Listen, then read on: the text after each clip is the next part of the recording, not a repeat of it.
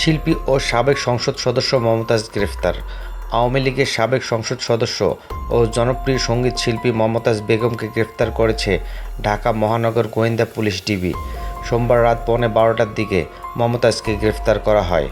এ বিষয়ে ঢাকা মহানগর police DMP এক বার্তায় বলা হয়েছে, রাজধানীর ধানমন্ডি থেকে সাবেক সংসদ সদস্য মমতাজ বেগমকে গ্রেফতার করা হয়েছে। ডিবির যুগ্ম কমিশনার মোহাম্মদ নাসিরুল ইসলাম বলেন, মমতাজ বেগমের বিরুদ্ধে খুনের মামলাসহ একাধিক মামলা রয়েছে। তাকে রাত 11:30টার দিকে ধানমন্ডির স্টার কাবাবের পেছনে একটি বাসা থেকে গ্রেফতার করা হয়েছে।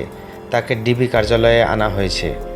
লোকগানের জনপ্রিয় শিল্পী মমতাজ বেগম একাধিকবার মানিকগঞ্জ 2 আসন থেকে আওয়ামী লীগের সংসদ সদস্য ছিলেন।